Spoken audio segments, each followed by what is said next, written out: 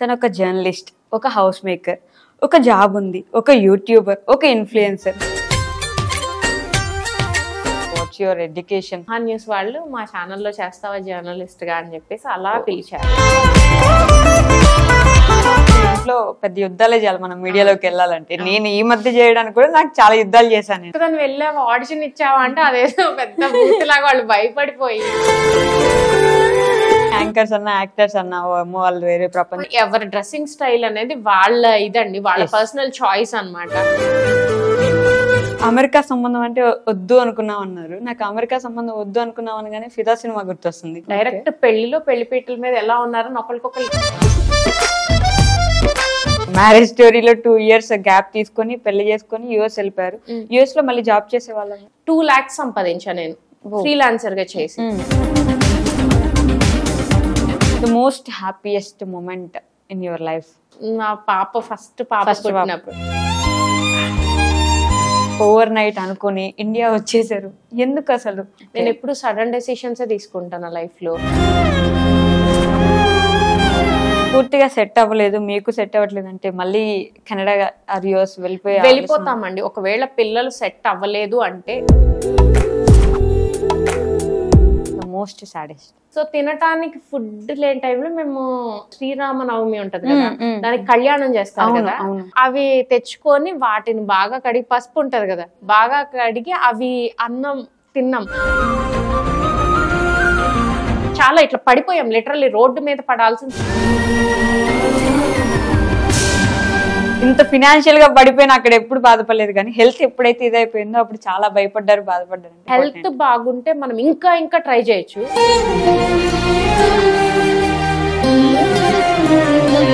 ఆడపిల్లల తల్లి అంటే ఇప్పుడు ఇంతకు ముందు కట్నం ఇవ్వాలేమో అని భయం ఉండేది, కానీ ఇప్పుడు మనకు భయం ఏంటి? అసలు సేఫ్ గా ఉంటారా బయటకు వెళ్తే? ఏజ్ లేదు, పసిపిల్లలు లేరు, పెద్దవాళ్ళు లేరు, 70 years లేదు, అట్లా ఉంది. ఏం ఆడారు ఆ కుళ్ళు డైలాగ్ లేయడం, జోక్ లేయడం. అయ్యో శేఖర్ భాష కోసమే మేము సబ్స్క్రిప్షన్ తీసుకున్నాం స్టార్ మా 3 months కి.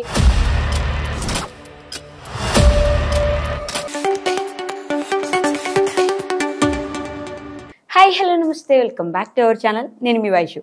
ఇప్పుడు నాతో పాటు ఒక స్పెషల్ గెస్ట్ ఉన్నారనమాట. తన గురించి చెప్పాలంటే తను ఒక జర్నలిస్ట్, ఒక హౌస్ మేకర్, ఒక జాబ్ ఉంది, ఒక యూట్యూబర్, ఒక ఇన్ఫ్లుయెన్సర్. ఇన్ని ఉన్నా పెంచుకున్న బంధాలన్నీ వదిలేసి పక్క దేశానికి వెళ్ళిపోయి, లేదు మళ్ళీ నేను నా దేశానికే వస్తాను అనుకుని మన దేశానికే వచ్చి ఇప్పుడు తనంతటా తన సొంతగా ఒక లైఫ్ని లీడ్ చేయబోతున్నారు.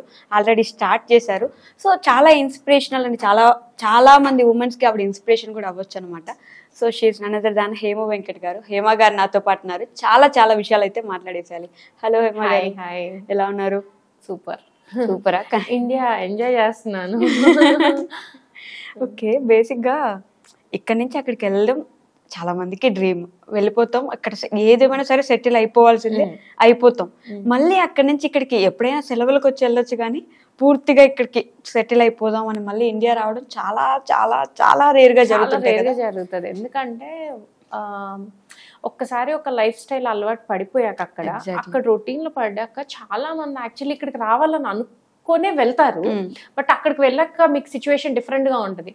అక్కడ వెళ్ళాక కొన్ని కమిట్మెంట్స్, కొన్ని ఏం చేస్తాయి అంటే మనం అక్కడ రావాలన్నా కూడా అవి వదులుకొని రాలేము. ఎగ్జాక్ట్లీ. నేను కూడా అవన్నీ ఏంటంటే నాకు ఫ్యామిలీ సపోర్ట్ ఉంది చెప్పాలంటే. మా హస్బెండ్ సపోర్ట్ బాగుంది. నేను వెళ్ళాలి అనుకున్నాను అనగానే పంపించేసారు. ఏం లేదు, ఇది ఓవర్ నైట్ డెసిషన్ అనమాట. Over night decision. నేను ఇప్పుడు వెళ్ళాలి అనుకుంటున్నాను అంటే ఏంటిది ఇంత సడన్ గా? యాక్చువల్లీ మేము ఫస్ట్ పెళ్ళై యుఎస్ వెళ్ళాము. మా హస్బెండ్ ఆల్రెడీ అక్కడే మాస్టర్స్ చేసి చదువుకుంటున్నారు. అట్లా మ్యాథ్స్ ఫిక్స్ అయ్యి పెళ్ళయి యుఎస్ వెళ్ళాము. అక్కడ ఒక 5 years ఉన్నాము. అక్కడ నుంచి కెనడా వెళ్ళాము, అక్కడ ఒక 5 years ఉన్నాము. దాని తర్వాత 10 years తర్వాత మళ్ళీ ఇండియాకి బ్యాక్ వచ్చాము. ఓ, అసలు చాలా లాంగ్ జర్నీ. అక్కడి నుంచి మళ్ళీ పిల్లలు అక్కడి నుంచి సెటిల్ అయ్యి ఇక్కడికి రావడం వల్ల ఎడ్యుకేషన్ చాలా ఇది వచ్చేస్తుంది కదా. పిల్లలకి ముందు చాలా డిప్రెస్ అయిపోతారు. అక్కడ వెళ్ళిపోదాం వెనక్కి, మనకి కెనడా వెళ్ళిపోతాం. ఇప్పటికీ వాళ్ళు అలానే ఉన్నారు, ఇంకా సెట్ కాలేదు. యాక్చువల్లీ హెల్త్ ఇప్పుడు ఆల్మోస్ట్ వాళ్ళు స్కూల్కి వెళ్ళి ఒక 52-53 days అయింది స్కూల్కి వెళ్ళి. సిక్ ఏదో ఒకటి అవుతూనే ఉన్నారు అనమాట. ఇప్పుడు సిక్ నేను అన్నిసార్లు సిక్ అయ్యారు అని చెప్పడానికి కూడా ఇదిగా ఉంది కానీ బట్ సెట్ అవ్వడానికి టైం పడుతుంది.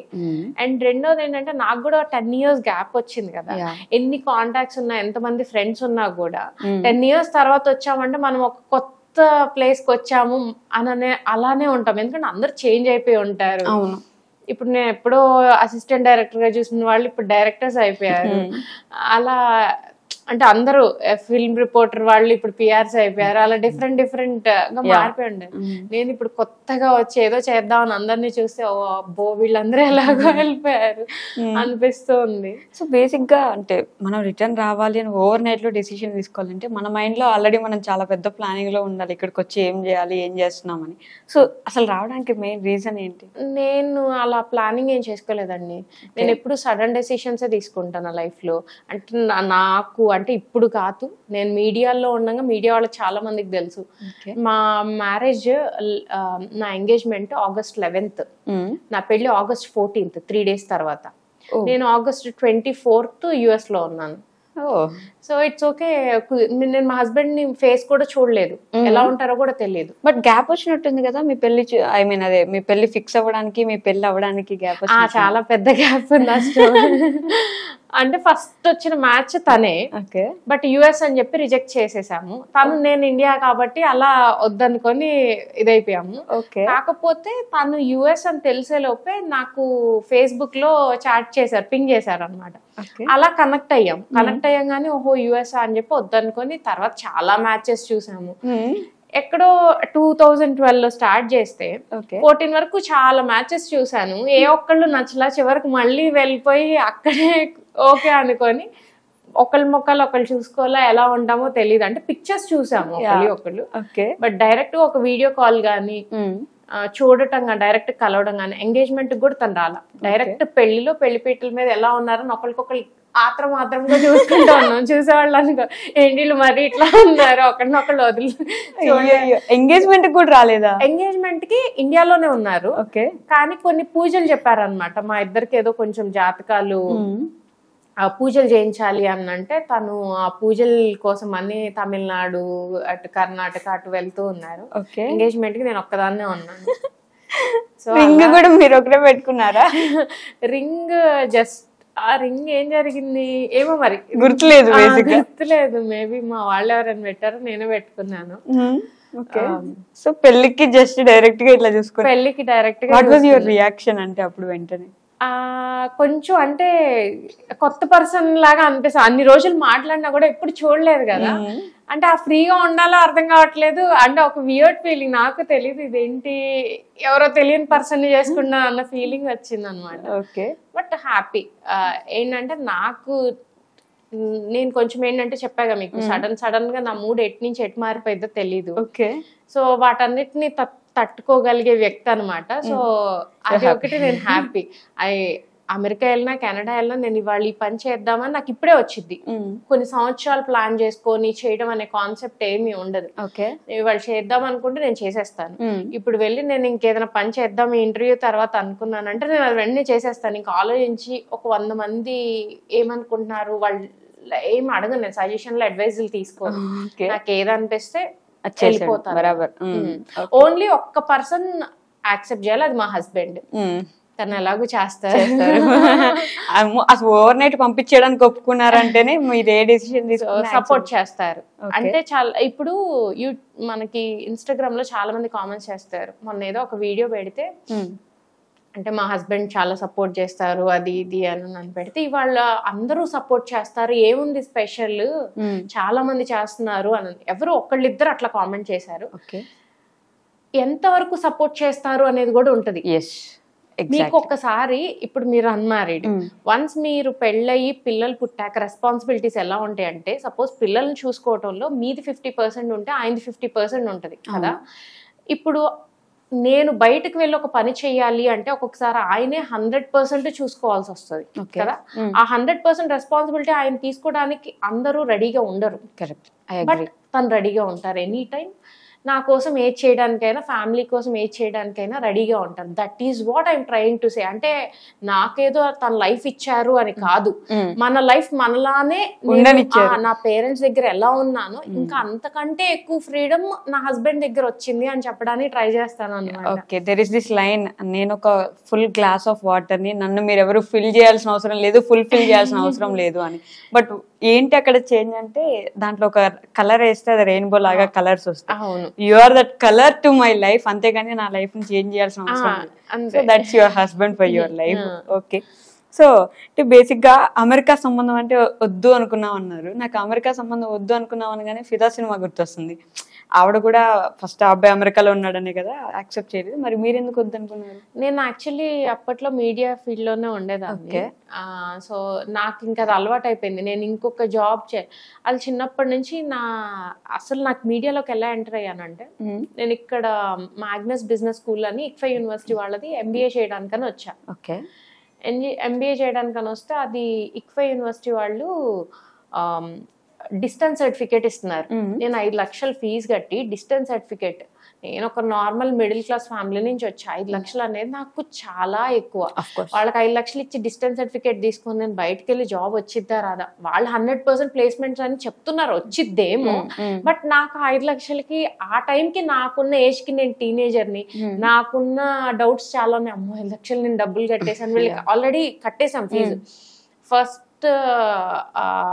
ఫస్ట్ సెమ్ ఎగ్జామ్స్ కూడా వచ్చేసినాయి అనమాట. ఆ టైంలో ఇంకా నేను TV9 వాళ్ళని, మహా న్యూస్ వాళ్ళని వీళ్ళని అందరిని పిలిచి అల్లరల్లా చేశా.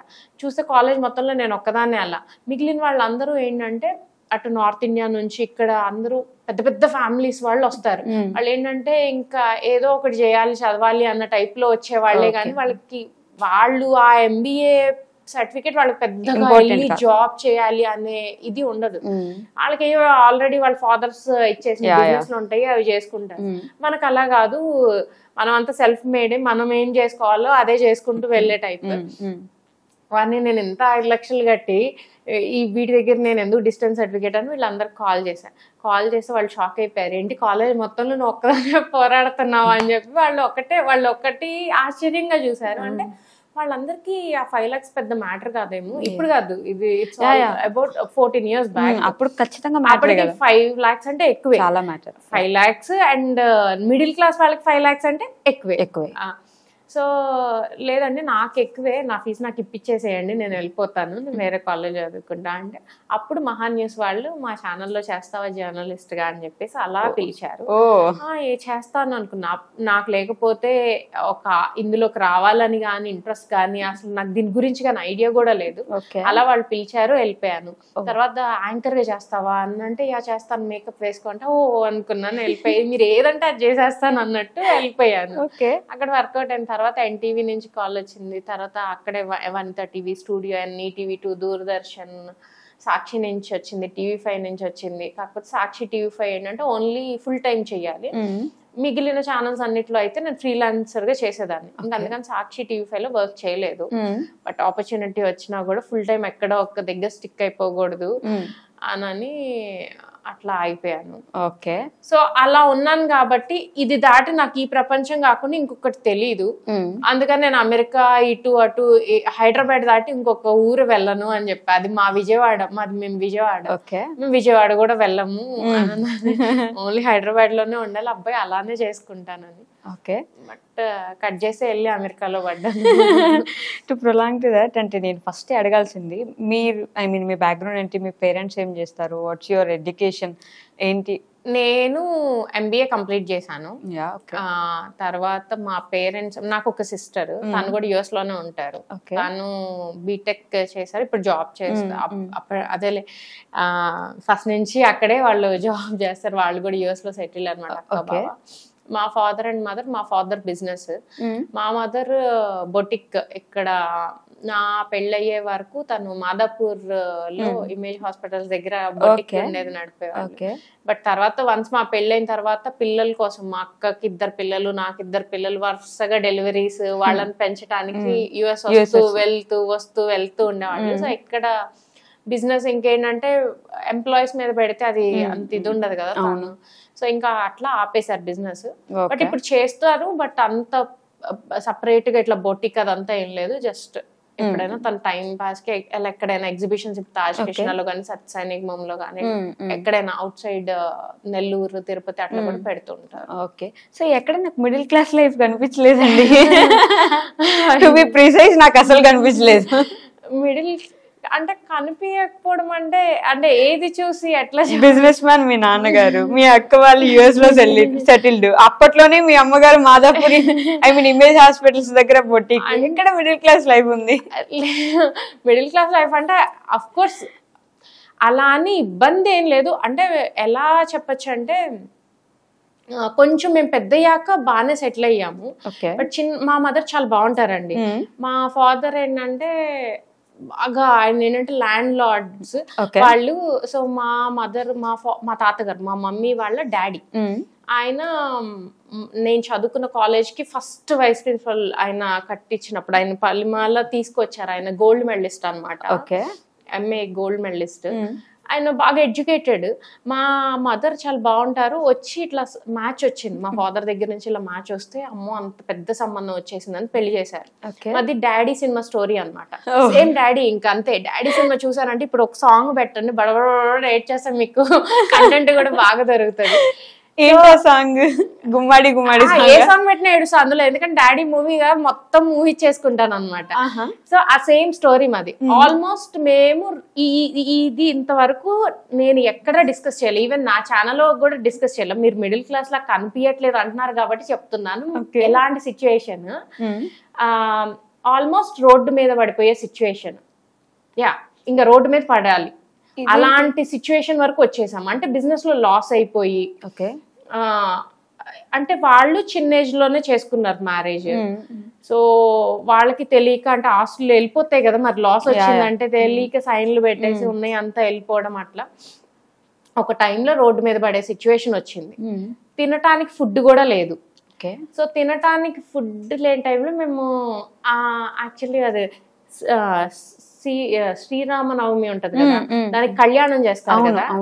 కళ్యాణం చేస్తే బియ్యం వేస్తారు కదా, అక్షంతలు అనకూడదు వాటిని, ఏదో అంటారు తలంబ్రాలు అన్నారు ఏదో అంటారు వాటిని. ఆ కింద వేసినవన్నీ ఏరుకొని ఎవరికైనా ఇస్తారు కదా, అవి తెచ్చుకొని వాటిని బాగా కడిగి, పసుపు ఉంటది కదా బాగా కడిగి అవి అన్నం తిన్నాం.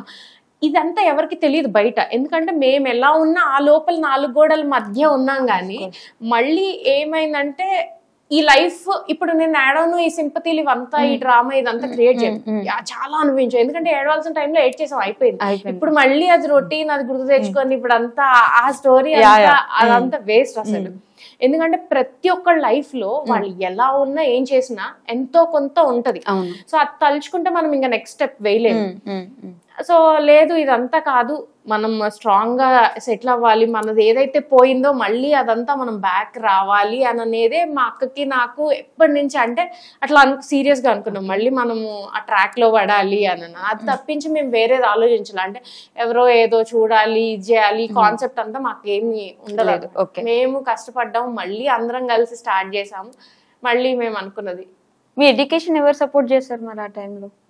అంటే మేము వర్క్ చేస్తూ ఉంటాం కదా ఇంట్లో. మా తర్వాత కూడా ఇక స్టార్ట్ చేశారు మా మదర్, ఆ టైంలో బిజినెస్ స్టార్ట్ చేశారు. ఆవిడ కూడా మెల్లమెల్లగా ఆవిడ సపోర్ట్ ఎక్కువ ఉంది. నిజం చెప్పాలంటే ఆవిడ ఒక టైంలో ఇట్లా ఎగ్జిబిషన్కి వెళ్ళొచ్చారంటే, ఒక తాజ్ కృష్ణకి వెళ్ళొచ్చారంటే కనీసం బ్యాగ్ లో మనీ కూడా కౌంట్ చేసుకోలేరు, ఇట్లా వచ్చినట్టు అట్లా.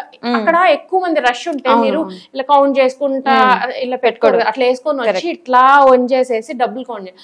ఆ టైంలో మా మదర్ గనక అలా లేకపోయి ఉంటే మేమంతా రోడ్డు మీద ఉండేవాళ్ళం. టు బి ఫ్రాంక్, రోడ్డు మీద ఉండేవాళ్ళం.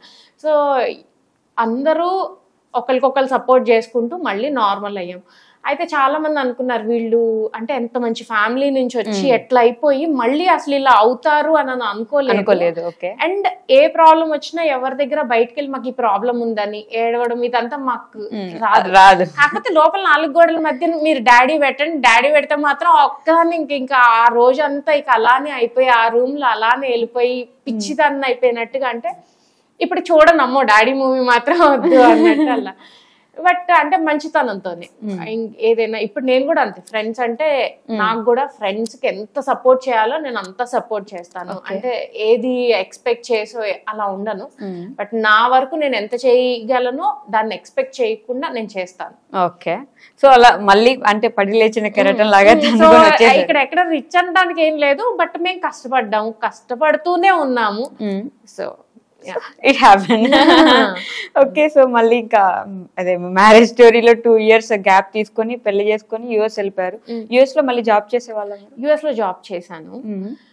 యుఎస్ లో వచ్చేసి డిఫరెంట్ ఫీల్డ్. నేను సాఫ్ట్వేర్ నాకు ఇంట్రెస్ట్ లేదు ఫస్ట్ నుంచి కూడా. నాకు ఏంటంటే ఓన్ గా ఏదైనా బిజినెస్ పెట్టుకోవాలి అట్లా ఐడియా ఉంది. సో ఏం చేశాను, నేను అక్కడికి వెళ్ళినప్పుడు నా ఫస్ట్ జాబ్ వచ్చేసి ఒక రెస్టారెంట్ లో స్టోర్ మేనేజర్ గా హైర్ చేసుకున్నారు. అది కూడా కార్పొరేట్. ఓకే, కార్పొరేట్ అంటే ఇప్పుడు ఒకళ్ళు ఫ్రాంచైజీ లాగా కాకుండా డైరెక్ట్ ఎవరైతే పెడతారో వాళ్ళ స్టోర్స్ ఉంటాయి కదా, ఆ స్టోర్స్. అయితే స్టోర్ మేనేజర్ గా అప్లై చేశా. అయితే మా హస్బెండ్ వచ్చి, ఏంటి స్టోర్ మేనేజర్ గా అప్లై చేసావా నువ్వు, ఎలా వస్తుంది అది, మేనేజర్ స్టోర్ మొత్తం చూసుకోవాలి, నీకు ఏ ఎక్స్పీరియన్స్ లేదు, అండ్ నీకు ప్రీవియస్ ఎక్స్పీరియన్స్ ఏమీ లేదు, ఒకటి అమెరికాలో ఎక్స్పీరియన్స్ లేదు, అండ్ ముందు కూడా ఇండియాలో ఎక్కడ ఎక్స్పీరియన్స్ లేదు, అసలు నువ్వు ఎలా చేస్తావు, నిన్నెందుకు తీసుకుంటారు, ఇక్కడ చాలా మంది ఉంటారు ఎక్స్పీరియన్స్ ఉన్న వాళ్ళు, నువ్వు ఫస్ట్ అందులో ఒక చిన్న క్యాషియర్ గానో లేకపోతే లోపల కిచెన్ లో నీకు ఏదైనా ఇంట్రెస్ట్ ఉంటే నువ్వు అవ్వాలి స్టోర్ మేనేజర్ అనుకుంటే అట్లా వెళ్ళి అన్నారు. చిచ్చి నేను ఎలానే వెళ్ళాలనుకుంటున్నానని. అయితే అవుతాను, లేకపోతే ఇంకో 4 సార్లు వేరే చోట ట్రై చేస్తా, కానీ ఇదే అవుతాను, నేను ఇలా కావాలనుకుంటున్నాను అంటే అది తీసుకోరు, నీకు అర్థం కావట్లా. సరే అయితే నువ్వు అంత కాన్ఫిడెంట్ గా ఉన్నావు కదా, సరే వెళ్ళైతే అని అన్నారు. వెళ్ళాను. నా డిస్ట్రిక్ట్ మేనేజర్ అంటే కొన్ని స్టోర్స్ అన్నిటికీ పైన హెడ్ ఒకళ్ళు ఉంటారు, డిస్ట్రిక్ట్ మేనేజర్. ఆయన పేరు బ్రయన్ హ్యాన్సన్ అనమాట. ఓకే, అక్కడ ఆయన. సో ఆయన ఫస్ట్ నన్ను ఇంటర్వ్యూ చేశారు. వెళ్ళాము, మా హస్బెండ్ తీసుకెళ్లారు. అప్పుడు కార్ డ్రైవింగ్ కూడా రాదు. ఓకే, తీసుకెళ్తే ఏంటి ఏమైనా ఎక్స్పీరియన్స్ ఉందా అంటే యాక్చువల్లీ అబద్ధం చెప్పా. తర్వాత ఆయనకు కూడా తెలిసిపోయింది, అది నేను స్టోరీ చెప్తా. ఉంది, ఎక్స్పీరియన్స్ ఉంది, నా చిన్నప్పటి నుంచి మాకు రెస్టారెంట్ ఉంది, నేను రెస్టారెంట్ లోనే వర్క్ చేసా, అది ఇది ఓపెన్ గా చెప్పచ్చు, ఎందుకంటే ఆయనకు కూడా తర్వాత తెలిసిపోయింది. తర్వాత ఆయనే చెప్పారు నాకు. అంటే ఉంది ఎక్స్పీరియన్స్, నేను చిన్నప్పటి నుంచి ఇండియాలో అదే చేసి వచ్చాను, బట్ అమెరికాలో లేదు, బట్ నేను ఏదైనా చేసేయగలను అని చెప్పి ఓవర్ కాన్ఫిడెంట్ గా చెప్పేసి ఆయన చూసి అసలు అదే ఏమనుకున్నారో మనకు తెలియదు. అక్కడికైతే సెలెక్ట్ చేసేసారు ఇమ్మీడియట్ గా, నువ్వు సెలెక్ట్ అయిపోయావు వచ్చేసే అంటే నేనే షాక్ అయిపోయా. అమ్మో, ఇప్పుడు స్టోర్ అంతా నేను అసలు ఏం తెలుసు, చాలా ఉంటది, అంత ఈజీగా ఉండదు, చాలా కష్టంగా ఉండదు. స్టోర్ అంటే చాలా ఫ్యాక్టర్స్, ఎవ్రీథింగ్ మీకు అంత నాలెడ్జ్ ఉండాలి. అయితే 2 months మీకు ట్రైనింగ్ ఇస్తారని చెప్పారు, వేరే స్టోర్ లో పెట్టారు. అయితే ఆ ఫస్ట్ అన్ని ఏరియాస్ లో మనం వర్క్ చేయాలి, కిచెన్ లో చెయ్యాలి, లోపల ఏం ఫుడ్ ఆర్డర్ చేసుకోవాలి, ఆఫీస్ లో చెయ్యాలి, బయట ఆర్డర్స్ తీసుకోవటం, అన్నిటికంటే డ్రైవ్ త్రూలో హెడ్ ఫోన్స్ పెట్టగానే ఆ యుఎస్ లో ఏంటంటే రకరకాల వాళ్ళు ఉంటారు, చైనా వాళ్ళు ఉంటారు, ఇండియా వాళ్ళు ఉంటారు, పాకిస్తాన్ వాళ్ళు ఉంటారు, మన సౌత్ ఆఫ్రికా వాళ్ళు ఉంటారు. ఒక్కొక్కళ్ళ యాక్సెంట్ ఒక్కొక్కళ్ళలాగా ఉంటది. ఆడొచ్చి హలో అంటాడో అర్థం కాదు, కాఫీ అంటాడో అర్థం కాదు, ఏంట్రా బాబు నాకు నేను ఎందుకు ఇది అప్లై చేశానని చెప్పి ఒక 10 days తర్వాత ఇంక ఏడ్చుకుంటూ వెళ్ళి నేను మానేస్తానని చెప్పాను. ఓకే, మా హస్బెండ్ అన్నారు, నువ్వు మానేయటానికి వీల్లేదు, నేను వద్దు అంటే నువ్వు వెళ్ళావు, వన్స్ వెళ్ళాక నువ్వు చెయ్యాల్సిందే అని.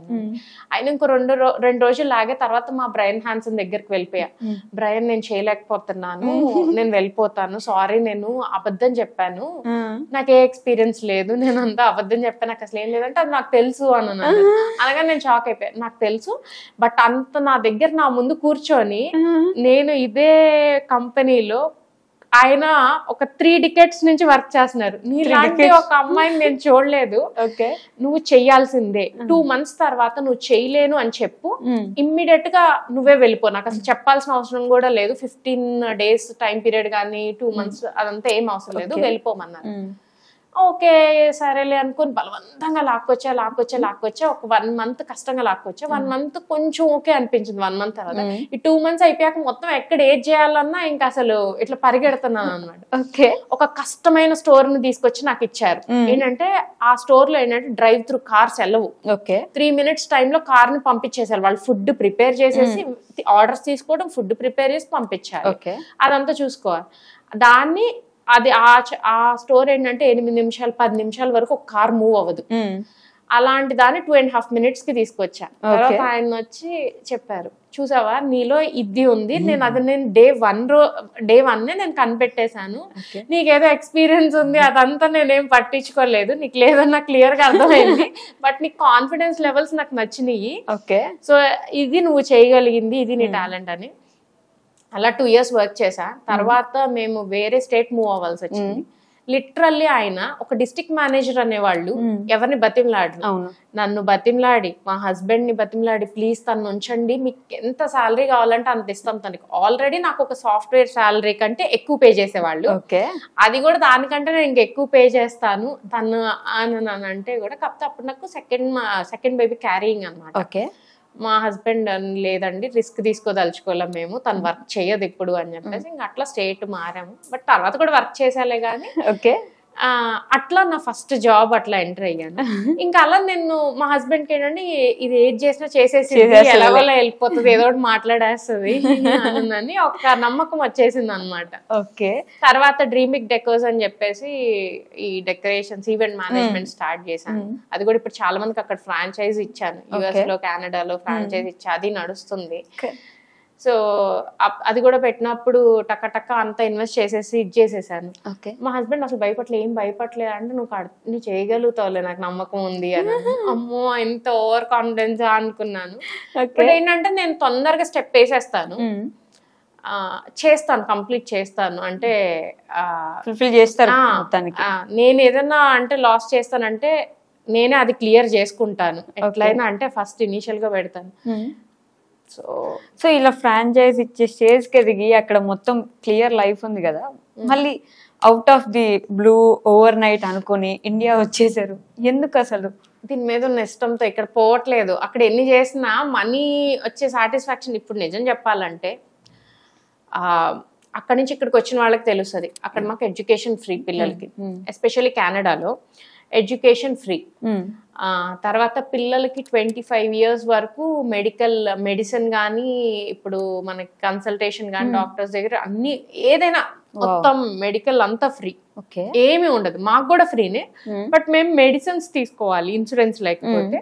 బట్ ఎవ్రీథింగ్ అంతా ఇప్పుడు మాకు ఏ సర్జరీ అయినా ఏమైనా అంతా ఫ్రీ, ఏ ఎంఆర్ఐ తీసుకోవాలన్నా ఏం తీసుకోవాలన్నా అన్ని ఫ్రీనే ఉంటాయి. స్కూల్ ఫీజ్ ఫ్రీ, హాస్పిటల్స్ ఏమి ఉండవు, ఏమి పెద్ద ఖర్చులు ఏమి ఉండవు. అలా అలవాటు అయిపోయి వచ్చే ఇన్కమ్ ఎక్కువ ఉంటది. వచ్చే ఇన్కమ్ ఆబ్వియస్లీ అక్కడ.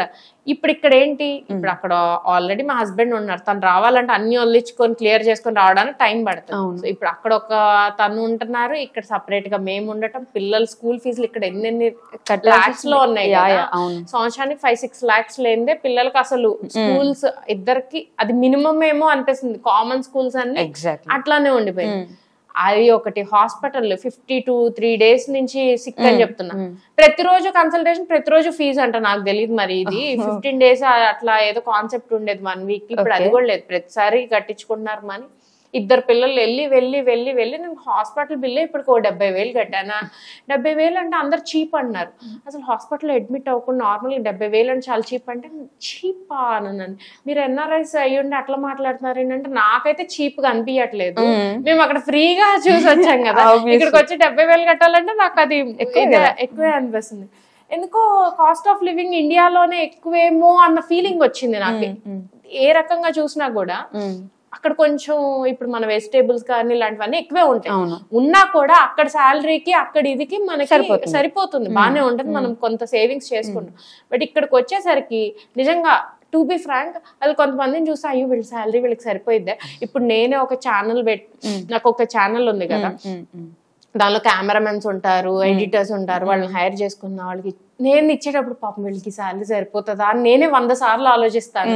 అయ్యో ఇంకొంచెం నాకు ఇంకేమన్నా మనీ వస్తే వాళ్ళకి ఇంకొంచెం పెంచుదాము అనిపిస్తుంది. ఎట్లా బ్రతుకుతున్నారు, హైదరాబాద్ లో రెంట్స్ ఎలా ఉన్నాయి, రోజు గడవాలంటే ఎంత ఖర్చు అవుతుంది, అందరికి ఇలా ఉందా నాకే ఇలా ఉందా, నాకు మనీ ఇట్లా పడినట్టు వెళ్ళిపోతుంది. ఓకే, అదే మరి ఇన్ని ఉన్నప్పుడు కూడా మీరు వచ్చేసారు కదా, అంటే ఇక్కడ అదే ఇంట్రెస్ట్, ఇక అదేం చేయాలి, ఇండియా మీద ఇంట్రెస్టా లేకపోతే మీడియా మీద ఇంట్రెస్ట్? ఇండియా మీద కంటే మీడియా అక్కడ ఉన్నా కూడా వెళ్ళిపోదును, బట్ ఇక్కడ అలవాటు అయిపోయి అంత ఇదిగా ఉంది కదా. సో ఇంత గ్యాప్ వచ్చినా కూడా మీడియా మీద మీకు ఇంట్రెస్ట్ పోలేదు. Okay, what was that one point మీరు ఇంకా మీడియాకి స్టిక్ అని అయి ఉండడానికి, లేదంటే మీడియాలో ఏంటి అంత ఇష్టమైన? ఎందుకు అంటే అది నా ఫస్ట్ జాబ్. ఒక టీనేజర్ గా నేను జాయిన్ అయ్యాను. అంత చిన్న ఏజ్ లోనే నాకు, మీరు నమ్మరు, జాయిన్ అయిన 6th month నుంచి 2 lakhs సంపాదించా నేను ఫ్రీలాన్సర్ గా చేసి. మార్నింగ్ 5 o'clock కి స్టార్ట్ అయితే నా డే నైట్ 11 వరకు చేసేదాన్ని. ఓకే, సో అన్ని అవర్స్ వర్క్ చేసేదాన్ని. వచ్చి ఇంకా అలా పడుకుంటే మళ్ళీ పొద్దున్నే 4కి అలారం ఏమి పెట్టను నేను అసలు. ఎందుకంటే నాకు అంత డెడికేషన్, ఇక అది పిచ్చి ఇంకా నాకు. అండ్ అంత చిన్న ఏజ్ లో అంత సాలరీ చూడటం, అండ్ మేము చాలా ప్రాబ్లమ్స్ ఫేస్ చేసి వచ్చానని చెప్తున్నా కదా. అంటే అన్ని దాటుకొని వచ్చాం. మాకనే కాదు, అందరికీ ఉంటాయి, ఎవరికి వాళ్ళకుంటాయి. సో అవన్నీ చూసి వచ్చాం కదా. అది నాకు లైఫ్ ఇచ్చింది అనే ఒక ఇంట్రెస్ట్. అండ్ ఎక్కడో తెలియకుండా ఫస్ట్ జాబ్ అదే అవడం వల్ల ఇంకా నాకు వేరే వాటి మీదకి వెళ్ళలేదు. అండ్ వేరే వాటి మీదకి వెళ్ళిన డబ్బులు వచ్చినా కూడా ఆ సాటిస్ఫాక్షన్ రావట్లేదు.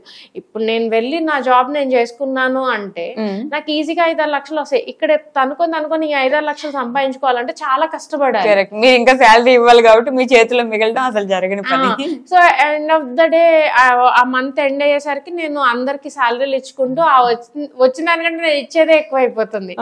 బట్ ఏంటంటే ఇదంతా అవుట్ ఆఫ్ ఇంట్రెస్ట్, ఇంకా అంతే, ఇంట్రెస్ట్ మీద ఇష్టంతో అలా వెళ్ళిపోతున్నాను. బట్ బేసిక్ గా ఇండియన్ సైకాలజీ, మన తెలుగు సైకాలజీ ప్రకారం అప్పట్లో ఇంకా మీడియాలో కంటే అసలు ఇంట్లో పెద్ద యుద్ధాలే చేయాలి మనం మీడియాలోకి వెళ్ళాలంటే. నేను ఈ మధ్య చేయడానికి కూడా నాకు చాలా యుద్ధాలు చేశాను నేను. అప్పుడు మీరు ఎలా ఒప్పించారు ఇంట్లో? యాక్చువల్లీ మా పేరెంట్స్ విజయవాడలోనే ఉండేవాళ్ళు. ఓకే, నేను ఎప్పుడైతే ఇట్లా ఆఫర్ వచ్చిందని చెప్పాను కదా, ఇలా చెప్పగానే వాళ్ళు కంగారు పడిపోయారు. అమ్మో చాలా నువ్వు ఒక్కదాన్ని వెళ్ళావా, ఆడిషన్ ఇచ్చావా అంటే అదేదో పెద్ద బూతులాగా వాళ్ళు భయపడిపోయి పరిగెత్తుకుంటే ఇంక వెంటనే షిఫ్ట్ అయిపోయారు ఇక్కడికి. ఓకే, అప్పుడే షిఫ్ట్ అయ్యారు అనమాట వాళ్ళు. అప్పటి వరకు విజయవాడలో ఉండేవాళ్ళు. అప్పుడు నా కోసం అని చెప్పి వెంటనే షిఫ్ట్ అయిపోయారు. ఇంకా చెప్పి 1 week లో వాళ్ళు కట్ చేసి ఇక్కడ ఉన్నారు. నేను అనుకున్నాను నాకే ఇలా ఉంటారా, ప్రపంచం అంతా ఇట్లానే ఉంటారు పేరెంట్స్ అనుకునేదాన్ని. వాళ్ళకి ఎంత భయం అంటే, సరే నాతో పాటు ఛానల్కి వచ్చేవాళ్ళు, అన్ని చూసేవాళ్ళు. ఓహో ఇంతే, నా కెమెరాలు ఆన్ చేసేవాళ్ళు. ఇప్పుడు ఎట్లుంటారు మీకు తెలుసు కదా. సో ఇంతకు మించి ఏమి ఉండదు అక్కడ. తర్వాత అనుకున్నారు ఓహో ఇదేనా అంటే, బయట ఏంటంటే చూసే వాళ్ళకి భూతద్దంలో పెట్టుకొని డిఫరెంట్ గా చూస్తారు. ఈ వరల్డ్ ఇంత నార్మల్ గా ఉండదు అన్న విషయం బయట వాళ్ళకి తెలియదు. ఇంక చెప్పాలంటే ఇంకా వేరే జాబ్స్ వాళ్ళే ఎక్కడో కొంత ఇబ్బంది పడతారేమో కానీ ఈ ఫీల్డ్ చాలా కంఫర్టబుల్ గా ఉంటది. మనం ఇప్పుడు ఎంత సరదాగా మాట్లాడుకుంటూ వెళ్ళిపోతుంది. సో నాకు అనిపిస్తుంది మా మదర్ చూసి ఓహో ఇంతేనా, ఇదేనా, ఇట్లానే ఉంటదా అన్న టైప్ లో. ఇప్పుడు వాళ్ళ ఫ్రెండ్స్ కూడా చెప్తుంటారు అక్కడ ఏముండదు, కెమెరా ఆన్ చేసి వాళ్ళు వెళ్ళిపోతారు, ఏముండదు వీళ్ళు మాట్లాడటమే అని అట్లా. బట్ బయట ఏంటంటే చాలా మందికి తెలీదు, అమ్మో యాంకర్స్ అంటే ఇట్లా అది ఇది ఏదేదో అనుకుంటుంటారు. ఏముండదండి, అంత చాలా నార్మల్ గా ఉంటది. ఇప్పుడు కూడా కెమెరా ఆన్ చేశారు, కెమెరామెన్స్ ఎక్కడికి వెళ్ళిపోయారు, మేము కూర్చొని మాట్లాడుకుంటున్నాము.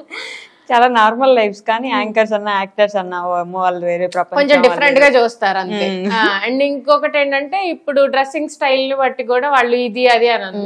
బట్ ఎవరి డ్రెస్సింగ్ స్టైల్ అనేది వాళ్ళ ఇదండి, వాళ్ళ పర్సనల్ చాయిస్ అన్నమాట. సో అది మనం ఏంటంటే జడ్జ్ చేయకూడదు ఒక పర్సన్ ని. ఎందుకంటే ఏమో మనది ఇంకొకరికి నచ్చకపోవచ్చు. ఇప్పుడు మనం ఇంకొకరిని అన్నాం అనుకోండి, మీది ఇంకొకరికి నచ్చదు, నాది ఇంకొకరికి నచ్చదు. ఆబ్వియస్లీ. సో ఎవరిది వాళ్ళకి, మనది మనకు నచ్చిందా లేదా అంతే. ఇంప్రెస్ చేయాలంటే కష్టం, ఖచ్చితంగా కష్టం. బాహుబలి మూవీ కూడా నచ్చిన వాళ్ళు ఉంటారు, 1% 2% అయినా సరే నచ్చిన వాళ్ళు ఉంటారు. కరెక్ట్. సో అందరిని ఎక్కడ మనం ఇంప్రెస్ చేస్తాం, మనం గాంధీ తాత ఇప్పుడు అవ్వలేం కదా. సో మేమే అయ్యాం కాబట్టి అలానే భరించాలి. ఇన్ఫాక్ట్ బాహుబలి 1 తెలుగు స్టేట్స్ లో ఫస్ట్ అసలు లేవలేదు, అయిపోయింది అనుకున్నారు కూడా. అట్లా ఎవరి లైఫ్ అందరికి నచ్చేలా ఉండాలనుకోవడం ఫస్ట్ థింగ్ పొరపాటు. మనకి మన లైఫ్ నచ్చిందా లేదా. ఆర్జీవి గారు ఒక మాట చెప్పారు ఏంటంటే, ఎంతసేపు పక్కనాడు ఏమనుకుంటాడో అని ఆలోచిస్తే మన లైఫ్ మనం హ్యాపీగా ఉండలేము. అది పక్కన పెట్టేస్తే మన లైఫ్ మనం హ్యాపీగా ఉండొచ్చు. నేను కొంచెం పక్కనాళ్ళ గురించి తక్కువ ఆలోచిస్తానండి. అసలు నాకు పక్కన ఏం జరుగుతుంది, మీరేమైనా సీక్రెట్ ఇక్కడ నాకు వినిపించేలా మాట్లాడుకున్నా కూడా నాకు వినిపించచ్చు, చెవులోకి వెళ్ళదు. ఎందుకంటే అది మీ లైఫ్ గురించి నాకు ఎందుకు అనే ఫీలింగ్ లో ఉంటా నేను, ఇప్పుడు కాదు. అయితే మా మదర్ చిన్నప్పటి నుంచి అనేవాళ్ళు, నువ్వు పక్కన ఏం జరుగుతుందో పట్టించుకో, పక్కన ఏం జరుగుతుందో, నాకెందుకు వాళ్ళకేం జరుగుతుందో అని అంటే, అయ్యో ఏదన్నా అసలు ఏదైనా మ్యాటర్ ఏమో, నువ్వు ఏదైనా జరుగుతుందేమో, ఇన్వాల్వ్ అవ్వాలి ఏదైనా అంటే ఇట్స్ ఓకే అయితే నా దగ్గరకు వస్తుంది, అప్పుడే రియాక్ట్ అవుతా. ఇప్పుడు మీరు ఇక్కడ పక్కన కూర్చొని మీరు ఫోన్ మాట్లాడుకున్నా కూడా అది నా బ్రెయిన్ లో కానీ నా చెవిలోకి కానీ వెళ్ళదు. నేను ఏమో నాకు ఇంకా చిన్నప్పటి నుంచి వాళ్ళు కాదు, ఈ పక్కన వాళ్ళ గురించి నేను అంత పట్టించుకోను. నా లైఫ్ నేను ఎంజాయ్ చేశానా, వెళ్ళానా లేదా, ఇంతకు మించి నాకు పక్క దాని గురించి నేను మాట్లాడను, వెళ్ళను. ఓకే, మీరు వచ్చేయడానికి మరి అన్న ఒప్పుకున్నారు వెంటనే. మరి అన్న కూడా వచ్చేయడం అనేది అంటే మీ ఓన్ డెసిషన్, వచ్చేద్దాం ఇక్కడే ఇండియాలో సెటిల్ అయిపోదాం అయితే సడన్ గా రమ్మని అందుకే చెప్పలేదు. మేము వెళ్ళి ఒక 1-2 years ఉంటాము. ఓకే, పిల్లలు కూడా అంతా సెట్ అయితే, ఎందుకంటే నా ఒక్క దాని కోసం పిల్లల్ని నేను ఇబ్బంది పెట్టలేను.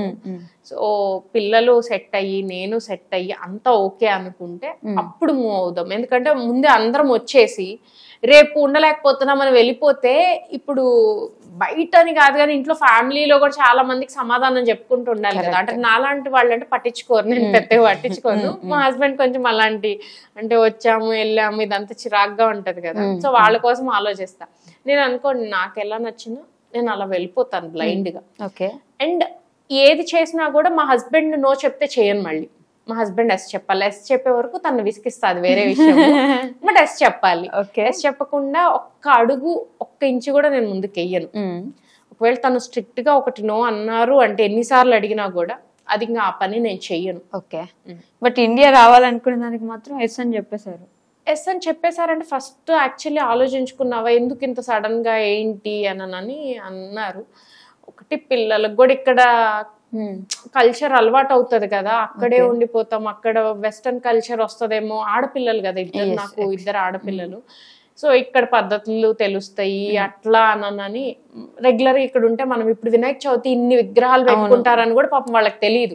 నాకేదో మేము పెట్టుకున్న ఆ చిన్న విగ్రహం తప్పితే, మేమేదో మట్టితో చేసుకున్న బొమ్మ తప్పితే ఇంత పెద్దగా ఇలా సెలబ్రేట్ చేసుకుంటారు. ప్రతిదీ వాళ్ళకి వావ్ భలే ఉంది అనుకున్నారు. ఓన్లీ ఏంటంటే ఇంకా కొంచెం హెల్త్ వైజ్ కొంచెం ఇబ్బందిగా ఉంది. అదొక్కటి ట్రాక్ లో పడిందంటే ఇంకా వాళ్ళ ఆల్ సెట్. ఇంకొకటి ఏంటంటే అక్కడ తెలుగు హిందీ లాంగ్వేజెస్ ఉండవు కదా, ఆ 2 భయపడిపోయి మొత్తం సబ్జెక్ట్స్ అన్ని వదిలేస్తున్నారు, చదవడం మానేస్తున్నారు భయంతో. ఓకే, అది కూడా ఇంకా ఒక 1 year టైం పడుతుంది నిదానంగా సెట్ అవ్వడానికి. బట్ పూర్తిగా సెట్ అవ్వలేదు, మీకు సెట్ అవ్వట్లేదు అంటే మళ్ళీ కెనడా యూఎస్ వెళ్ళిపోతామండి. ఒకవేళ పిల్లలు సెట్ అవ్వలేదు అంటే ఇక్కడ ఎంత ఉన్నా ఏమున్నా వాళ్ళు ఇంపార్టెంట్ అంతే. అది నేను కెనడాలో ఉన్నా, అమెరికాలో ఉన్నా, ఇండియాలో ఉన్నా ఫస్ట్ పిల్లలు ఇంపార్టెంట్. మరి ఆఫీస్ ఛానల్ ఒకటి స్టార్ట్ చేశారు, వెళ్ళిపోతానండి అక్కడే. ఆ మధ్యలో పిల్లల కంటే అయితే ఎక్కువ కాదు, బట్ చూస్తున్నాం 1-2 years చూస్తే వాళ్ళు సెట్ అవుతున్నారా లేదా. అంతా సెట్ అయిపోయి మంచిగా ఉంది అనుకోండి, మనీ అనేది అసలు ఇంపార్టెంటే కాదు. ఇప్పుడే కాదు, మేము ఫస్ట్ నుంచి కూడా మనీ అనేది ఇంపార్టెంట్ అని ఎప్పుడు ఫీల్ అవ్వలేదు. ఎందుకంటే మాకు ఉన్నప్పుడు అలానే ఉన్నాం, మాకు లేనప్పుడు అలానే ఉన్నాం, మళ్ళీ వచ్చినప్పుడు కూడా అలానే ఉన్నాం. సో పెద్ద డిఫరెన్స్ ఏం నాకు కనిపించలేదు. ఓకే, సో ఇప్పుడు మళ్ళీ అంటే బేసిక్ గా మీడియా మీద ఇంట్రెస్ట్ తో వచ్చారు కదా, వచ్చిన తర్వాత మళ్ళీ normal press meets, journalism, media ఇటు వెళ్ళిపోకుండా ఓన్ గా ఛానల్ ఎందుకు స్టార్ట్ చేయాలని ఫిక్స్ అయ్యారు? ఓన్ గా ఛానల్ నేను ఎప్పుడోనే స్టార్ట్ చేశాను. ఐ మీన్ అది అలా కాదు, మీరు యూట్యూబ్ ఛానల్ సెపరేట్ గా ఉంది, ఇప్పుడు ఒక ఆఫీస్ తెరిచారు, కెమెరామాన్స్ పెట్టుకున్నారు, వర్క్ జరుగుతుంది. అంటే ఇంతకు ముందు అంటే అక్కడ ఉన్నంగా ఆ టీం అంతా దొరకడం కష్టం. వాళ్ళు హైర్ చేసుకోవాలన్నా నా ఆస్తులు అమ్ముకోవాలి అక్కడ. ఇక్కడ అనుకోండి కొంచెం మన బడ్జెట్ లో వస్తుంది, సో ఎఫర్ట్ చేయగలుగుతాం కాబట్టి సరే ఇంకొంచెం పెద్దగా ప్లాన్ చేసుకుందాము, సెలబ్రిటీ ఇంటర్వ్యూస్ అట్లా చేసుకుందాము అని చెప్పేసి అనుకుంటున్నాను. ఓకే, మళ్ళీ వచ్చి మీడియాలోకి వెళ్ళి ఒక రోజు మైక్ పట్టుకున్నట్టున్నారు, ఎలా అనిపించింది ఆ రోజు? ఆ మైక్ పట్టుకున్నప్పుడు చాలా హ్యాపీగా అండ్ నర్వస్ గా కూడా ఫీల్ అయ్యాను, చాలా రోజుల తర్వాత మైక్ పట్టుకోవడము. బట్ హ్యాపీ అనిపించింది. ఇప్పుడిప్పుడే కొంచెం కొంచెం సెట్ అవ్వడానికి ట్రై చేస్తున్నారు ఇండియాలో. పిల్లల గురించి కొంచెం పిల్లలు ఒక్కటేనండి ఇబ్బంది, మిగిలిందంతా సెట్ అయిపోయాము. వాళ్ళు కూడా ఎంజాయ్ చేస్తున్నారు. ఎప్పుడు సడన్ గా సిక్ అయిపోతారో తెలియదు, అట్లుందనమాట. సడన్ గా ఇప్పుడు ఉంటూనే ఫీవర్ వచ్చేస్తుంది, సడన్ గా పడిపోతున్నారు. అదొక్కటి లేదంటే ఇంకా ఆల్ హ్యాపీ అంతే. సో ఆల్ హ్యాపీ అన్నారు కాబట్టి these 2 questions are very common in my interviews. The most happiest moment in your life? Most happiest అంటే నా ఫస్ట్ పాప పుట్టినప్పుడు. నేను అసలు మ్యారేజ్ చాలా ఎర్లీగా చేసుకున్నాను. నేను ఇట్లా ఫీల్డ్ లోకి వచ్చాను వెంటనే, మా సిస్టర్ కంటే కూడా తను నాకు అక్క. సో నా మ్యారేజే ముందయింది, ఎందుకంటే నాకు హెల్త్ ఇష్యూస్ ఉన్నాయి. ఓకే, సో ఈ దాన్ని ఏమంటారు ఎండోమెట్రియాసిస్ ఉంది. సో కిడ్స్ పుట్టడం కష్టం అది ఇది అనేసరికి ఇంకా అప్పటికప్పుడు పెళ్లి చేసుకోవాలి అన్నట్టుగా ఉన్నాం అనమాట. అంటే కిడ్స్ పుట్టారు, బట్ అలా ఏం జరగలేదు. మాకు పెళ్ళైన 1 year లోపే పుట్టేశారు. అందరు అనుకున్నారు ఎందుకు ఇప్పుడే కెరియర్ స్టార్ట్ చేసావు, చాలా చిన్న ఏజ్, ఎందుకు పెళ్లి చేసేసుకున్నావు అట్లా. ఇప్పుడు పిల్లలు నా అంత హైట్ ఉంటారు, ఆల్మోస్ట్ 5 feet హైట్ ఉంటది మా పాప. తను చూసి నార్మల్ గా నన్ను చూసి తను పక్కన చూసి ఓహో నీకు ఇంత పెద్ద పాప ఉందా అని అడుగుతారు. ఉంది వాళ్ళు ఏమనుకుంటారంటే పాపని చూసి నా ఏజ్ డిసైడ్ చేశారు. కాకపోతే నేను కొంచెం ఎర్లీగా చేసేసుకున్నాను, ఎందుకంటే అప్పుడు ఆ సిచ్యువేషన్ అట్లా ఉంది. సో ఎంత సంపాదించినా ఏమైనా ఎండ్ ఆఫ్ ద డే మనకు ఒక ఫ్యామిలీ అనేది లేకపోతే వేస్ట్ కదా. సో ఎక్కడో చోట కామన్ ఫుల్ స్టాప్ కొన్ని పెట్టాల్సి వస్తుంది. అది నాకు ఈ టైం అనిపించింది, ఇంకా నేను అక్కడ ఆపేసేసి పెళ్లి చేసేసుకొని వెళ్ళిపోయారు. సో ఆ ఫస్ట్ బేబీ మీకు happiest moment. Okay, and the saddest అలానే హ్యాపీయెస్ట్ లాగే ద మోస్ట్ సాడెస్ట్? ఆ సాడెస్ట్ అడగండి, నేను చాలా ఉంటాయి. అవునా? అంటే చెప్పాను కదా మధ్యలో లైఫ్ అంతా ఇదిగా ఉంది కదా. ఇప్పుడు మన ఏమంటారు వీళ్ళు కామెంట్స్ సింపతి కోసము వాటన్నిటిని నేను చెప్పలేను కానీ, బట్ చాలా అది చెప్పాక ఒక ఇన్సిడెంట్ చెప్పాను కదా, అలా తిన్న రోజు కూడా ఉన్నాయి అని చెప్పేసి. యూజువల్లీ ఇంతవరకు నేను ఎక్కడ ఇట్లాంటివి బయట పెట్టలేదు. బట్ కాకపోతే ఒక మనిషిని మనం చూసిందే కాదు, ఇప్పుడు మీరు ఉన్నారు, మీ స్ట్రగుల్స్ ఎంత ఉన్నాయి. స్ట్రగుల్ అంటే నాట్ ఫైనాన్షియల్ గా నేను అనట్లేదు, ఈవెన్ మీరు ఒక యాంకర్ గా చేయాలంటేనో, లేకపోతే చదువుకోవడానికో, లేదంటే పేరెంట్స్ ఏదైనా మనకిష్టమైన దాని గురించి వాళ్ళకి చెప్పడమో, దేని గురించి అయినా మనకు ఒక స్ట్రగుల్ ఉంటుంది. ఎవ్రీ పర్సన్ ఎవ్రీ ఫ్యామిలీకి ఏదో ఒకటి ఉంటుంది. ఎవరికి లేకుండా ఇక్కడ నవ్వినట్టుగానే అన్ని చోట్ల నవ్వు. అప్పుడప్పుడు నేను కూడా ఏడ్చుకుంటా వెళ్ళి, అందరికి అన్ని ఉంటాయి, కూర్చొని అందరు ఏడుస్తారు, కింద పడితే అందరికి దెబ్బే తగులుతుంది, రక్తమే వస్తుంది. సో అందరి లైఫ్ ఒకటేనండి, బ్యాలెన్స్ చేసేస్తాడు దేవుడు, ఎవరికైనా బ్యాలెన్స్ చేసేస్తాడు ఏదో ఇంకా అంతే, ఏం లేదు. కాకపోతే ఆ టైం ఉంది చూసారా, కాసేపు ఏడ్ చేసేయండి పర్వాలేదు, ఏడ్ చేసేసి వెంటనే దాని తర్వాత ఆ టైం అయిపోయాక వదిలేసేయాలి. నేను ఏడుస్తాను, బాగా ఏడ్ చేస్తాను. ఏదైనా వచ్చిందంటే ప్రాబ్లం, ఇప్పుడు నాకు నేనేం స్ట్రాంగ్ గా ఉండను, కాకపోతే ఒక గంట ఏడుస్తా, టైం గంట ఇస్తా, ఆ గంట విపరీతంగా ఏడుస్తా. గంట తర్వాత మళ్ళీ నీకు నిజంగా ప్రాబ్లం ఉందా నిజంగా అనే ఇదిలో ఉంటాను అనమాట. ఆ గంట మాత్రం ఇంకా నేను చచ్చిపోతా, ఇంకా నా లైఫ్ వద్దురా దేవుడా అన్నట్టు పడి ఏడుస్తా. గంట తర్వాత చూస్తే ఇదేనా ఇంతకు ముందు ఏడ్చింది అన్నాడు. ఎందుకంటే ఇంకా అది అయిపోయింది, ఇప్పుడు దానివల్ల నాకేం రాదు, ఇప్పుడు ఎంజాయ్ చేద్దాం, కాఫీ డేకి వెళ్ళిపోదాం, కాసేపు కాఫీ తాగుదాము, అది చాక్లెట్ ఫ్యాంటసీ తిందాం అనుకుని వెళ్ళిపోతా, ఆ టైప్ ఉంటాను. ఓకే, అంటే బేసిక్ గా నేను ఈ సాడెస్ట్ మూమెంట్ అనే క్వశ్చన్ ఎందుకు అడుగుతానంటే, ప్రతి కాయిన్ కి 2 sides ఉంటాయి. బయటకు కనిపించిందే అంతా నిజమని, ఒకవేళ ఏడిస్తే సింపతి కోసం అని అనుకునే జనాల్లో కొంచెం ఇది పెట్టాలి కదా. మేము ఫేస్ చేసాం, అందరికీ ఉంటాయి. అందరూ ఒక్కటి బాగా చెప్పాలి అంటే, సాడెస్ట్ అంటే లైఫ్ లో ఎన్ని ఫైనాన్షియల్ ప్రాబ్లమ్స్ చూసినా మేము ఎక్కడ డల్ అవ్వలేదు. చాలా ఇట్లా పడిపోయాం, లిటరల్లీ రోడ్డు మీద పడాల్సిన సిచ్యువేషన్ అని చెప్పాను కదా, మాకు ఇంకేమీ లేదు. అలాంటి సిచ్యువేషన్ లో కూడా మేము ఎప్పుడు డల్ అవ్వలేదు, ఎందుకంటే మాకు తెలుసు మేము మళ్ళీ సెట్ అవుతాము, వస్తాము అనే ధైర్యంతోనే, అదే కాన్ఫిడెన్స్ లెవెల్స్ ఎక్కడ తగ్గకుండా మా మదర్ అట్లానే పెంచారు, అలానే వచ్చాము. బట్ కాకపోతే అందరిది సెట్ అయిపోయింది. మా అక్కకి జాబ్ వచ్చింది, తను కాలేజ్ టాపర్ అనమాట. ఓకే, సో తనకు మంచి జాబ్ వచ్చింది. అండ్ నాకు మంచిగా అసలు ఇట్లా వెళ్ళగానే 6 months లోపు అన్ని ఛానల్స్ వాళ్ళు కాల్స్ అంటే ఇంపాసిబుల్. సో అన్ని ఛానల్స్ నుంచి కాల్స్ వచ్చినాయి. నేను మంచి పే తీసుకుంటూ ఉన్నాను. మా ఫాదర్ సెట్ అయిపోయారు, మా మదర్ బొటిక్, తనది అసలు విపరీతంగా మా అందరికంటే కూడా తను ఎక్కువ ఉంది.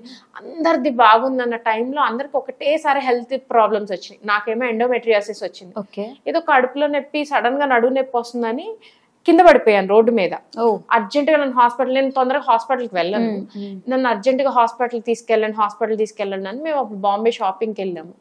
వెళ్ళి తీసుకెళ్తే తనకు అర్జెంట్ గా సర్జరీ చేయాలి అని చెప్పారనమాట.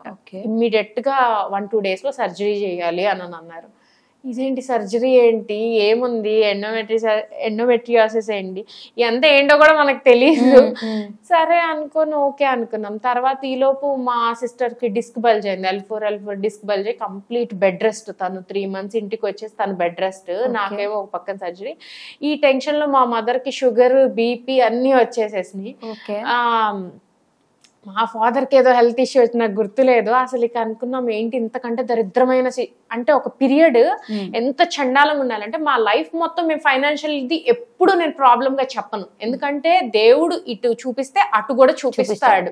వెయిట్ చేయాలి ఆ టైం కోసం. మేము చాలా ఇయర్స్ వెయిట్ చేసాం, ఎందుకంటే నాకు తెలిసి, నా ఊహ తెలిసి చిన్నప్పుడు ఎప్పుడు నాకు కార్లో, నేను పుట్టాక కార్ లేకుండా నేను ఎప్పుడు చూడలే. నా 5th క్లాస్ 6th క్లాస్కి వచ్చేసరికి రోడ్డు మీద పడిపోయినప్పుడు కార్ ఏంటి, ఇల్లే లేని సిచ్యువేషన్కి వచ్చేసాం కదా. సో అటు నుంచి చూసి అయ్యో పిల్లలకి ఏమీ లేని ఇదిలోకి వచ్చేసాము అన్న ఇదిలోకి వచ్చాము. మళ్ళీ ఇప్పుడు బ్యాక్ వచ్చేసాము. కాకపోతే అందరూ అంత మంచిగా సెట్ అయిపోయాము అనుకున్న టైంలో హెల్త్ ప్రాబ్లం అందరికి రావడం అనేది బాగా ఇబ్బంది అనిపించింది. ఎటువంటి డెసిషన్ తీసుకోవాలి, అయ్యో ఇప్పుడు హేమకు పెళ్లి చేసేయాలా, ఇప్పుడు అర్జెంట్ ఎవరు దొరుకుతారు, అదో టెన్షన్, ఇదేంటి డిస్క్ బల్జ్ అయిందా, ఇంకా అలా కొంచెం అక్కడ బాగా ఒక ఫ్యూ మంత్స్, ఒక 1 year అందరం భయపడతా ఏదో దిష్టి తగిలిందని అప్పుడు లేనిపోని నమ్మకాలు వచ్చేస్తాయి.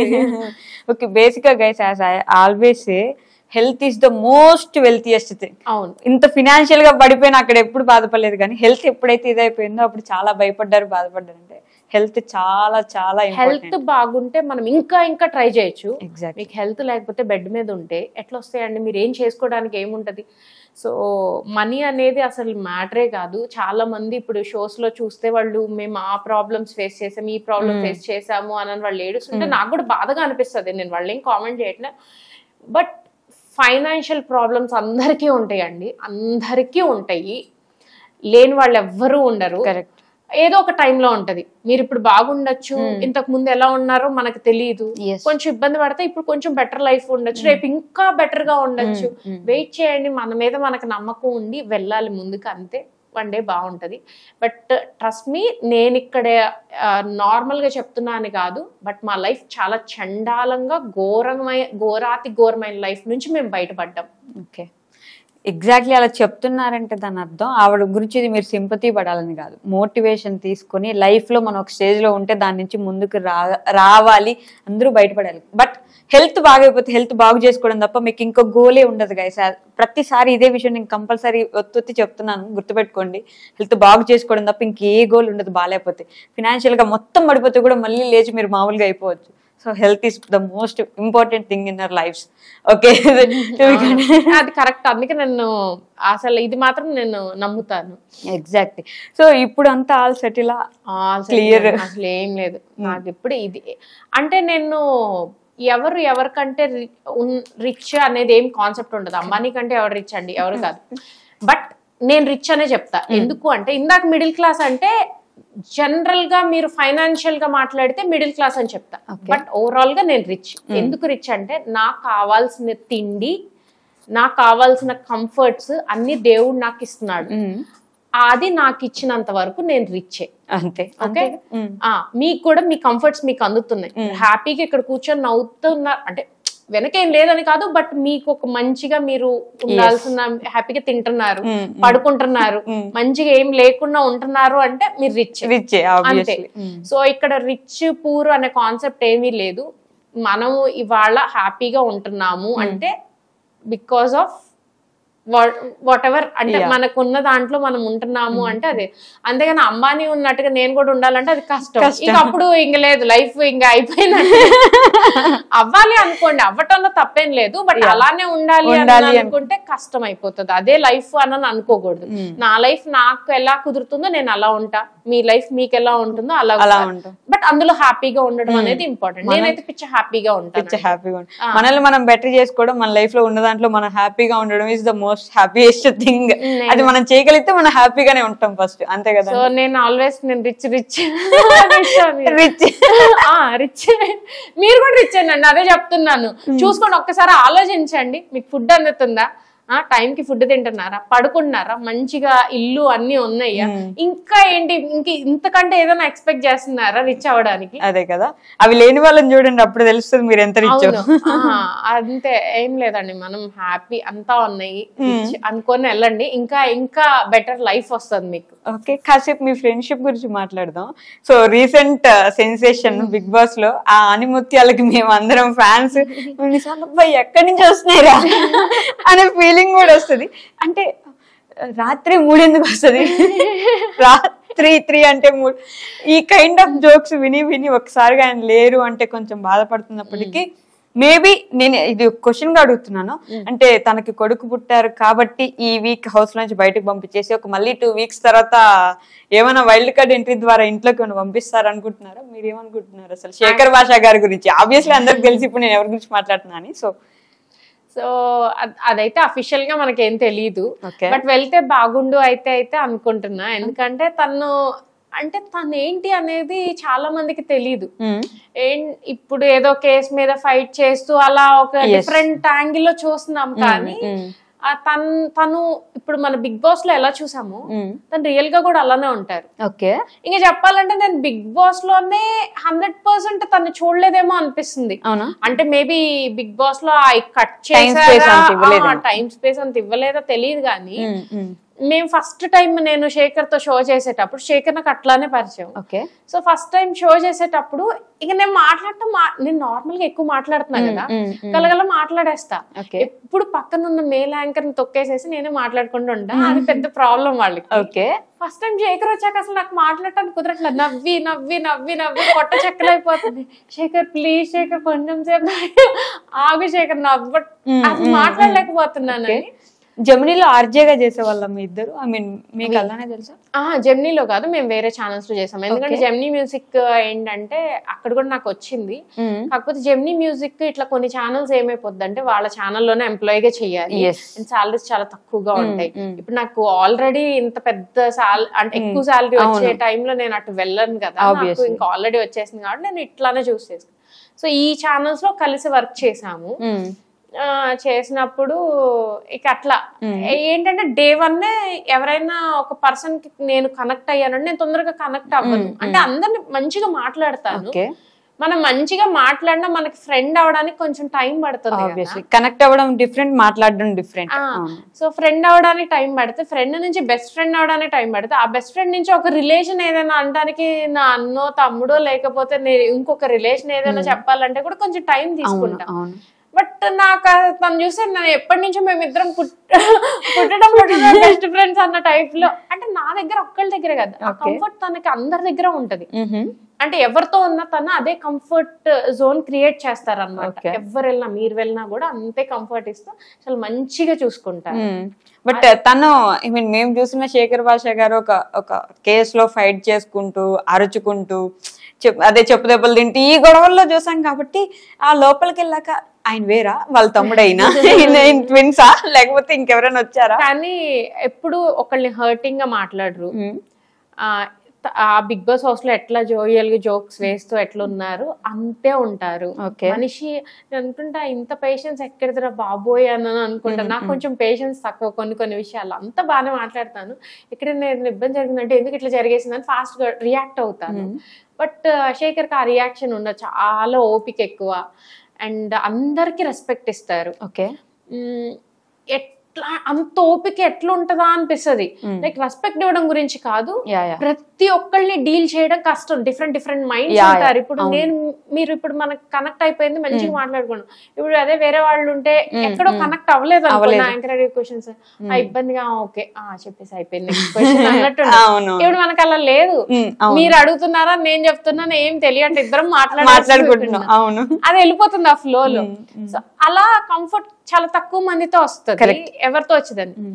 నాకు మీతో వచ్చినట్టు వేరే వాళ్ళకి మీతో రావాలని లేదు. బట్ శేఖర్ తో ఏంటంటే శేఖర్ దగ్గరికి వెళ్తే ఎవరైనా కనెక్ట్ అయిపోతారు, తను ఒక మ్యాగ్నెట్ అనమాట. మరి అలాంటి పర్సన్ ఇంత తొందరగా బయటకి ఎందుకు వచ్చేసారు అనుకుంటున్నారు? మేబీ బేబీ బాయ్ చూడటానికి తనే యాక్చువల్లీ హౌస్ లో అందరికి చెప్పాను అని అంటున్నారు. అంటే ఒకవేళ ఎలిమినేషన్ అనేది అంటే నామినేట్ చేయాల్సి వస్తే నన్ను చేస్తే నేను అంటే బేబీని చూడాలి అని అయితే తను పాపం చాలా ఇదిగా ఉన్నారు. రెండోది ఫుడ్ కూడా అక్కడ సరిగ్గా లేదని నిన్న ఇంటర్వ్యూస్ లో చెప్పారు కదా. తను ఏంటంటే ప్యూర్ వెజిటేరియన్, ఎగ్ కూడా తినరు. సో అక్కడ ఏంటంటే అందరూ నాన్ వెజిటేరియన్ ఉంటే మనకి నాన్ వెజ్ వాళ్ళు అయితే తినేస్తారు ఏదో ఒకటి, తనకి ఆ ఇది లేదు కదా. అండ్ ఫుడ్ కూడా ప్రోటీన్ అది సరిగ్గా అందక అండ్ యాక్టివ్ గా ఉండాలి, డే అంతా యాక్టివ్ గా ఉండాలి, డాన్స్ వేయాలి, ఆ గేమ్స్ ఆడాలి, వాడాలి అంటే యాక్టివ్ గా ఉండడం కష్టం కదా అంతసేపు కూర్చొని. సో అది కూడా one of the reason. Before going in to that అంటే థింక్ చేయలేదా బేబీ డెలివరీ అవబోతుందని? కంపల్సరీ బేబీ డెలివరీ ఉంది అని తనకు తెలుసు, ఉండగలను అనుకునే వెళ్ళారు. బట్ వన్స్ ఆ డెలివరీ అయింది అని విన్నాక, మనం నార్మల్ మనుషులమే కదా, మనం అబ్బా అవునా ఇప్పుడు వెళ్ళాలి అనే ఫీల్ వస్తుంది కదా, చూడాలి. ఫాదర్ కదా ఎంతైనా. అందులో ఫస్ట్ కొడుకు, సో ఇంటికి వారసుడు వచ్చాడు. సో అంతే, ఇంకా హ్యూమన్ రిలేషన్స్ అవేం చేయలేమన్నమాట. కొన్ని అటాచ్మెంట్స్ మనం ఏమైపోతామంటే చూడాలి చూడాలి చూడాలి అని. పైగా అక్కడికి వెళ్ళాక ఇంకొంచెం లోన్లీ ఫీలింగ్ వచ్చేస్తుంది. అండ్ ఇంకొకటి ఏంటంటే, తను మీరు చూసినట్టే తను కూల్ గా ఉండే టైప్. ఇప్పుడు ఎక్కడ ఓటేయండి, అది చేయండి, ఇది చేయండి, ప్లీజ్ సింపతి గానీ క్రియేటెడ్ డ్రామా చేయటం ఇదంతా ఏం ఉండదు అసలు. ఎవరికి లేవు చెప్పండి? తనకుండేవి తనకున్నాయి. బేబీ డెలివరీ పెట్టుకుని ఎక్కడైనా ఇట్లా చెప్పుకున్నారా? లేదు కదా. బయట కూడా ఎక్కడ చెప్పడం గానీ చేయడం గానీ ఏం చేయలేదు. సో ఎక్కడ ఏది తనకి తాను ఎక్కువగా ప్రమోషన్ కూడా చేసుకునేది, పిఆర్ కూడా పెట్టుకోలేదండి అసలు, ఎవ్వరూ లేరు. అండ్ నిన్న కూడా అదే చెప్తున్నారు, నేను బిగ్ బాస్ ట్రోఫీ గెలుచుకోవడానికి వెళ్ళలేదు. శేఖర్ అనే ఒక ఇంటర్వ్యూలో చెప్పారు, శేఖర్ అంటే ఏంటి అని అనేది చూపించడానికి వెళ్ళా. అంటే తన ఉన్న టాలెంట్ ఏంటి, మీరు స్పాంటేనియస్ గా మీరు ఏం మాట్లాడినా దానిలో ఏదో ఒకటి లాగేస్తారు. నాయనా ఏంటి సార్ ఈ టాలెంట్ అని. అందుకే ఆయనతో యాంకరింగ్ చేయాలంటే భయం వేసేది తెలుసా. నేను ఏదో ఒకటి మాట్లాడిన ప్రతి దాంట్లో నుంచి నేను మాట్లాడేది రెండు ముక్కల్లో నుంచి కూడా లాగితే నేను ఇంకేం మాట్లాడలేను శేఖర్ అనుకుంటే పక్కన నుంచి ఆ షో బాగా మంచి రేటింగ్ వచ్చేది అనమాట. మా ఇద్దరిది లైవ్ షో చేసేవాళ్ళం, బాగా ఎంజాయ్ చేసేవాళ్ళు. సో ఏ మాట్లాడినా పక్క నుంచి ఇదేం టార్చర్ శేఖర్, ఒక 2 నిమిషాలు ఉండు అండి, ఏ మాటలో అయినా పట్టేసుకుంటారు. సో అట్లుండేవాళ్ళు. ఓకే సర్లే, ఎనీహౌ ప్రతిదీ మనం మంచిగా అనుకోవడం. ఏమో మళ్ళీ వెళ్తారేమో చూద్దాము. ఇంటిస్తున్నారు గైస్, మళ్ళీ శేఖర్ ఇంటి బిగ్ బాస్ లోకి వెళ్తున్నారు. ఎందుకంటే చాలా మంది తను బయటకు వచ్చాక ఫీల్ అయ్యారు, అంటే తను లేకపోతే లోపల ఎంటర్టైన్మెంట్ తనే కదా అనే ఒక క్వశ్చన్ మార్క్ ఉండింది అందరికి. అదొకటి ఉంటే కూడా బయాసిడ్ ఇంకొకటి అసలు ఏం ఆడారు అనే క్వశ్చన్ మార్క్. అందరూ పాజిటివ్ గా తీసుకోవాలని లేదు కదా. సో ఆ క్వశ్చన్ మార్క్ కూడా ఏం ఆడారు, కుళ్ళు డైలాగ్ లేయడం, జోక్ లేయడం, ఇది నా డైలాగ్ కాదు మామూలుగా ఇన్ జనరల్. సో అలాంటి వాళ్ళు కూడా ఉన్నారు కదా.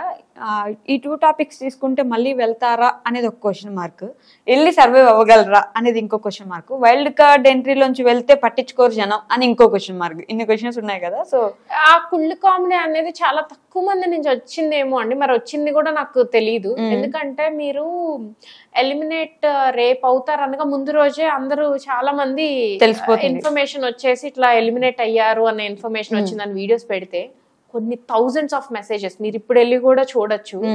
అయ్యో శేఖర్ భాష కోసమే మేము సబ్స్క్రిప్షన్ తీసుకున్నాం స్టార్ మా 3 months కి, మా డబ్బులు వేస్ట్ అయిపోయినాయి, శేఖర్ భాష లేరు, ఇంక రేపటి నుంచి ఎపిసోడ్ కూడా చూడము, అండ్ ఎలిమినేట్ అయ్యే ఎపిసోడ్ మేము అసలు చూడము, అది ఇది అనుకోని, అండ్ ఇంక్లూడింగ్ మీ చూడటం ఆపేశాను నేను ఆ ఎలిమినేషన్ చూడలేను. నాకైతే తెలిసిన రోజు లిటరల్లీ ఇంక ఏడుపు ఒక్కటే తక్కువ, వడ కారిపోతుంది. ఇంకా అసలు ఆ రోజు నైట్ అంతా ఎట్లున్నానంటే ఇది అబద్ధం అయితే బాగుండు, నిద్ర కూడా పట్టట్లేదు, అబద్ధం అయితే బాగుండు అనుకున్నా. బట్ వన్స్ శేఖర్ బయటకు వచ్చాక చూసాక, అంటే బుజ్జోడిని చూసుకొని హ్యాపీ ఫీల్ అవుతారు కదా. మీరు లేదు వెళ్ళాలి. సో అది నాకు హ్యాపీ అనిపించింది వచ్చి చూసుకోవడం. అండ్ ఎవరైనా సరే వైఫ్ ఆ టైంలో హస్బెండ్ ని పక్కన ఉంటే బాగుంటుంది అనుకోండి, తనే పుష్ చేసి యాక్చువల్లీ శేఖర్ ని పంపించారు. బట్ స్టిల్ వస్తే ఎంత సర్ప్రైజింగ్ అనిపిస్తుంది. పోనీ అట్లీస్ట్ ఫ్యామిలీ పరంగా వాళ్ళంతా హ్యాపీ, అదే కావాలి. అండ్ శేఖర్ కూడా ఏంటంటే మనీ కోసమో ఫేమ్ కోసమో వెళ్ళలేదు, తన టాలెంట్ ని చూపించుకోవడానికి వెళ్ళారు. ఇప్పుడు తను ఏంటనేది తెలిసింది.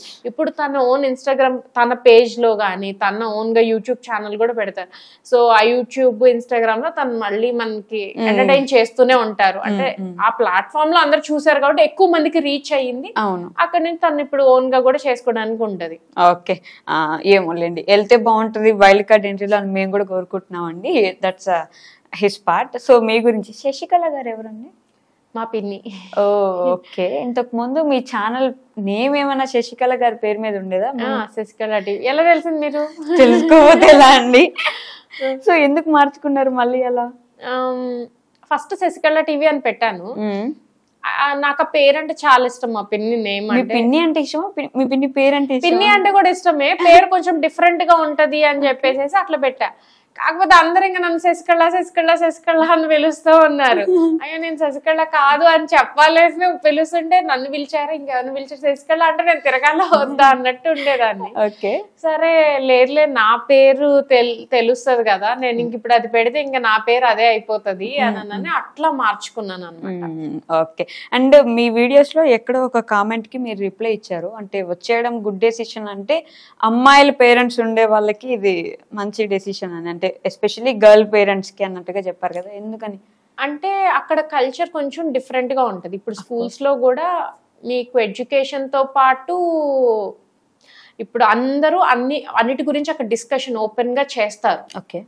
సో పేరెంట్స్ గా మనకు ఓకే అనుకుంటే ఓకే, బట్ మనం పెరిగిన వాతావరణం ఏంటంటే మనకి 24 ఏళ్ళు వచ్చినా 28 ఏళ్ళు వచ్చినా మనం అమ్మచాటు బిడ్డలానే ఉంటాము. సో డిఫరెంట్ అది ఒక ఇది. సో ఇంత ఓపెన్ గా మన కల్చర్ లేదు. సో ఇప్పుడు యాజ్ ఎ పేరెంట్ గా అంటే అందరూ డిఫరెంట్ గా ఆలోచించచ్చేమో, ఒక normal Indian typical south Indian typical middle class family నుంచి వచ్చిన నా బుర్ర అంతవరకే ఆలోచించగలిగింది ఏంటంటే అది నా పిల్లలకు వద్దేమో అనిపిస్తుంది. అంటే అంత ఇప్పుడే వాళ్ళు తెలుసుకొని ఇప్పుడు వాళ్ళు ఏం చేయాల్సింది, ఇప్పుడు దేశానికి చేయాల్సింది ఏమి లేదు. మేబీ ఇక్కడ ఉంటే కొంచెం నేర్చుకుంటారు, ఎందుకంటే మేము ఇలా పెరిగాము ఇట్లా. మేబీ మనం ఉన్న టైం మీరున్న టైము ఇప్పటికి మారచ్చు, మేమున్న టైం ఇప్పటికి మారచ్చు. బట్ స్టిల్ మనం ఇంకా ఇండియన్ కల్చర్ మరీ అంత ఫాస్ట్ అవ్వలేదు, మనం పెంచుకునే దాన్ని బట్టే ఉంటది. సో ఇక్కడికి వస్తే కొంచెం చూపించచ్చు, అమ్మ మనం ఇది పద్ధతులు ఇలానే ఉంటాము, ఇది అని చెప్పుకుంటాం. అండ్ అమ్మమ్మలు తాతలు నాయనమ్మలు తాతలు ఉంటారు, వాళ్ళు చెప్పుకుంటారు, ఎందుకంటే వాళ్ళు ఇంకా ముందు జనరేషన్ నుంచి వచ్చున్నారు, వాళ్ళు కూడా చెప్తారు ఓహో మనం ఇలా పెరగాల అనుకుంటాం. అదే అక్కడికి వెళ్ళి స్కూల్లో టీచర్ అమ్మ ఇది అది అని అన్నారు అనుకోండి, అది కామన్ అనుకొని వాళ్ళు వెళ్ళిపోయి ఇచ్చేస్తారు. మనం కూడా తప్పు పట్టడానికి లేదు. సో ఇట్లాంటివన్నీ నేర్పిద్దామని అంతే. But being an Indian, being a women, ఇండియాని ఇప్పుడు చూస్తున్న సొసైటీని మీరు చూస్తుంటే మీకు భయం ఎట్లేదా? బేసిక్ గా మీకు ఇప్పుడు అనిపించట్లేదా యుఎస్ కెనడానే బెటర్ ఏమో పిల్లల సేఫ్టీ? ఒక రకంగా సేఫ్టీ పరంగా చూస్తే ఇండియా కంటే అక్కడ బెటర్ ఏమో అని అనిపిస్తుంది. బట్ ఇంకొక ఇబ్బంది ఏంటంటే మన చేతిలో పిల్లలు ఇప్పుడు టీచర్స్ అంతా అన్నిటి గురించి వాళ్ళకి నాలెడ్జ్ ఇచ్చేసారు అనుకోండి, కొంత టైం ఉంటదండి. ఏ టైంకి ఏది తెలుసుకోవాలో తెలుసుకుంటే తప్పేం లేదు, ఏది తప్పు లేదు, ఏది తప్పు కాదు. కాబట్టి ఈ హ్యూమన్ ఇది మన ఇంత ముందుకు వెళ్తుంది. కాకపోతే ఒక టైం అనేది ఉంటది, వాళ్ళకి ఎప్పుడు ఏది తెలుసుకోవాలో ఆ సమయం వచ్చినప్పుడు అది వాళ్ళకి తెలుసుకోవడం ఓకే. కానీ ముందే అది కూడా ఒక సబ్జెక్ట్ లాగా మీరు కూర్చోబెట్టి చెప్పడం అనేది ఎంత వరకు కరెక్ట్ అనేది మనకు తెలియదు. మనకు అది అడ్వాన్స్డ్ గా అనిపిస్తుంది కదా. సో దానికంటే కొంతవరకు మనం ప్రొటెక్ట్ చేసుకొని పిల్లల్ని కొంచెం సెక్యూర్డ్ గా మనం సేఫ్టీ అంతా చూసుకోగలిగితే ఇండియానే బెటర్ ఏమో అని అనిపిస్తుంది. బట్ ఉమెన్ ఎంపవర్మెంట్ కిందకి వచ్చి ఇద్దరు ఆడపిల్లల తల్లి అంటే ఇప్పుడు ముందు ఇంతకు ముందు కట్నం ఇవ్వాలేమో అని భయం ఉండేది, కానీ ఇప్పుడు మనకు భయం ఏంటి? అసలు సేఫ్ గా ఉంటారా బయటకు వెళ్తే? వాళ్ళు కట్నం అనే మాట నాకు తెలియదండి, నేనైతే ఏం ఇప్పుడు కాదు, మీ జనరేషన్ కి ముందు జనరేషన్ కి మేబీ నా జనరేషన్ ముందుందేమో కానీ మా ఆయన అయితే పాపం ఏం కట్నం తీసుకోలేదు. వెంకట్ గారు ఇక్కడి నుంచి వెళ్ళాక 1 లక్ష ఫోన్ పే చేసేయండి మీరు అసలు. సో ఎంత అసలు ఏముంది అని కూడా అడగలేదు లిటరల్లీ. అంటే మా హస్బెండ్ ఒక్కళ్ళే కాదు, మా mother in law father in law కూడా వాళ్ళు కనీసం మా పేరెంట్స్ చెప్తున్నారు మాకు ఇది ఉంది సో అని చెప్తారు కదా, అది చెప్తే వాళ్ళు వినడానికి కూడా ఇష్టపడలేదు. అంటే దాని మీద వాళ్ళకి ఆ ఇంట్రెస్ట్ లేదు. వాళ్ళు ఏంటంటే ఆ అమ్మాయిని చేసుకోవడం కోసం వచ్చారు, అంతవరకే వాళ్ళు ఆలోచించారు. సో అది చూసే నేను అమెరికా వెళ్ళిపోవడానికి ఫిక్స్ అయిన ఓన్లీ రీజన్ మా అత్తయ్య మామయ్య. అలా ఎవరు ఉండరండి అసలు. ఈవెన్ మొన్న 10 years బ్యాక్ నా పెళ్ళి అయింది, 10 years ముందు కూడా ఉన్నాయి, కట్నాలు లేకుండా ఏమి లేవు. మరీ అసలు మీకు ఏమున్నాయో కూడా వినకుండా తెలుసుకోకుండా అయితే ఎవరు చేసుకోరు. అండ్ నాకు హెల్త్ ఇష్యూ ఉంది, అది వాళ్ళు యాక్సెప్ట్ చేయాలి. పిల్లలు పుడతారో పుట్టరో తెలీదు, హెల్త్ ఇష్యూ ఉంది, నాకు ఆశలు ఏమున్నాయో వాళ్ళకి తెలీదు. అండ్ మేము ఎప్పుడు కలిసి తిరిగి నా నేచర్ ఎటువంటిది అనేది కూడా తెలీదు. బట్ ఓవరాల్ గా ఫ్యామిలీ చూసుకున్నారు, ఓకే వీళ్ళు మాకు ఆల్రెడీ తెలిసిన వాళ్ళే, ఒక ఫ్యామిలీ మంచిది డెఫినెట్ గా ఇట్లా ఉంటది అని అనుకొని చేసుకున్నాం ఒకరికొకళ్ళు. ఆ నమ్మకం మాకు అలా వచ్చింది. లేదు మా హస్బెండ్ ని కాకుండా ఇంకొకళ్ళు ఎవరిని చేసుకున్నా నేను ఎట్లుండేదాన్ని నాకు తెలియదు అసలు, నిజం చెప్తున్నా కదా. అంటే ఇప్పుడు నేను ఏదో గొప్ప చెప్పడానికి కాదు, నా లైఫ్ లో జరిగిన ఏదైనా ఒక అదృష్టం అని నేను ఫీల్ అయితే, లక్ అని ఏదైనా ఫీల్ అయితే అది మా హస్బెండ్ దొరకడమే. తన్ని కాకుండా నేను ఇంకెవరిని చేసుకున్నా ఓపెన్ గా, మేబీ నేను అనుకున్నది ఏది నేను చేయలేకపోయేదాన్ని. తనుంటే ఇంకేదైనా చేస్తాను, కాకపోతే అప్పుడప్పుడు తను బాగా ఇబ్బంది కూడా పెడుతుంటారు, వేరే విషయం. ఆ ఇబ్బందులను తను పడుతుంటారు, నేను చేయాలనుకున్నా నేను చేసేయడమే. బట్ అంటే it went some other way. మనం వేరే వేరే టాపిక్ మాట్లాడుతున్నాం, అమ్మాయిల గురించి మాట్లాడుతున్నాం మనం. మీరు కట్నం గురించి వచ్చేసరికి మీ హస్బెండ్ గురించి చెప్తున్నారు, కానీ అమ్మాయిల సేఫ్టీ గురించి మాట్లాడాను నేను ఇప్పుడు. అమ్మాయిల సేఫ్టీ అంటే అది మనం జాగ్రత్తగా చూసుకోవడమేనండి. ఎందుకంటే ఇప్పుడు ప్రెసెంట్ ఎక్కడ పడితే అక్కడ ఏది ఎప్పుడు ఏం జరుగుతుందో మనకే తెలియట్లా. పిల్లల గురించి కాదు, మన ఏజ్ కూడా మనం బయటికి వెళ్తే ఇప్పుడు ఇప్పటికి మా మదర్ కంగారు పడుతూనే ఉంటారు, ఎక్కడికి వెళ్ళావు నాకు లొకేషన్ పంపించు అది ఇది అని. అబ్బా అమ్మ నేను నేను 30s లోకి వచ్చేసానమ్మా అని అంటే, it's okay but still location పంపించు, నన్ను అరేంజ్ చేస్తారండి, లేదు లొకేషన్ పంపించు అని. సో 30s మీరు 40s 50s ఇదంతా ఏం లేదు, అసలు ఏజ్ లేదు, పసిపిల్లలు లేరు, పెద్దవాళ్ళు లేరు, 70 years లేదు, అట్లా ఉంది. మరి ఇంత చండాలంగా ఉంటే ఎటు నుంచి ఎటు వెళ్ళిపోయిద్దో సొసైటీ అసలు అర్థం కావటం లేదు. పిల్లల్ని తీసుకొచ్చి సంస్కారం నేర్పించాలనుకున్న తల్లికి మనం ఏం వేస్తున్నాం అనేది ఇండియాలో ఉండే ప్రతి ఒక్కరు ఆలోచించాల్సి వస్తుంది. భయం వేస్తుంది బేసిక్ గా. జాగ్రత్తగా ఇంకా ప్రతిదీ అడుగడుగు ఒక స్టెప్. ఇంతకు ముందు ఏంటంటే ఏం కదా డేరింగ్ అని వెళ్ళరా అనే ఇదిలో ఉన్నాయి. ఇప్పుడు అట్లా వేయించడానికి కూడా భయం వేస్తుంది, వద్దు మేమే వేయిస్తాం, ఆ స్టెప్ కూడా మేమే వేయిస్తాం అన్నట్టు అయిపోతుంది. కాన్ఫిడెంట్ గా మనం చెప్పలేకపోతున్నాం. అవును. ఓకే, సో మీకేమైనా బిగ్ బాస్ కి వెళ్ళే ఇంట్రెస్ట్ ఏమైనా ఉందా? నెక్స్ట్ వస్తే ఎందుకు వెళ్ళా, కాకపోతే నేను మేబీ శేఖర్ లాగా అలా కూల్ గా అలా ఉండనేమో. అంటే ఇదర్ ఫైటింగ్ అన్న వెళ్ళిపోతా, లేదంటే ఏడనన్నా ఇచ్చేసి ఫాస్ట్ గా ఏడు పన్న వచ్చేసి నన్ను ఎలా అంటారు అని గింజుకుంటుంటే. కాకపోతే ఏడుపు ఒక గంట, పాప ఆ గంట నాకు చూపించలేరు కాబట్టి వదిలేస్తారు. ఆ గంట తర్వాత మళ్ళీ డాన్స్ చేసుకుంటూ ఉంటా వెళ్ళిపోయి. అంతేనా? ఓకే హేమ గారు, thank you so much. I mean almost కొంతమందికి ఒక లైఫ్ లెసన్ అవ్వచ్చు మీ లైఫ్, కొంతమందికి కొంచెం ఎంటర్టైన్మెంట్ అవ్వచ్చు ఈ ఇంటర్వ్యూ. సో ఎవరు ఎలా తీసుకోవాలనేది వాళ్ళ ఇష్టం. సో మీ సబ్స్క్రైబర్స్ కి ఏమైనా చెప్పాలనుకుంటున్నారా ఎండ్ ఆఫ్ డే? ఏం లేదండి, ఏదైనా ప్రాబ్లం వచ్చినప్పుడు భయపడకండి. బాధ అనిపిస్తే కొంచెంసేపు ఏడ్చేయండి, ఏడవడం మాత్రం ఆపుకోకండి. ఎందుకంటే ఏడిస్తే అక్కడితో పోతుంది. ఒక గంట సేపు ఏడ్చేసేసి దానికంటే ఒక టైం పెట్టుకోండి. ఇప్పుడు 10 అయింది, 11 వరకు ఏడ్చుకుందాం ఈ ప్రాబ్లం గురించి అని ఏడ్చుకొని 11 తర్వాత మీరు మీ పనులు చేసేసుకోండి, ఆల్ సెట్ అయిపోతుంది. Trust me. ఎందుకంటే ప్రతిదానికి ఆయన పైన రాసే ఉంటాడు, నెక్స్ట్ ఏం జరగాలనేది రాసే ఉంటాడు. ఆయన ఆల్రెడీ రాసిందని మీరు ఇక్కడ కూర్చొని ఫీల్ అయ్యడం ఏంటి, ఏమైనా మార్చడానికా? మీరు అలా కూర్చొని మనం మార్చలేం కాబట్టి వెళ్ళిపోవడమే ఆ ఫ్లోలో. Okay, thank you so much guys. ఫ్లోలో వెళ్ళిపోండి, ఏడవాలనిపిస్తే ఏడ్చేయండి, నవ్వాలనిపిస్తే నవ్వేయండి, డాన్స్ చేయాలనిపిస్తే డాన్స్ చేయండి, తినాలనిపిస్తే తినేయండి. హెల్త్ మాత్రం చాలా ఇంపార్టెంట్. సో హెల్త్ మాత్రం చాలా జాగ్రత్తగా చూసుకోండి. That's all for today. Will meet you in the next interview. Until then take care, bye bye.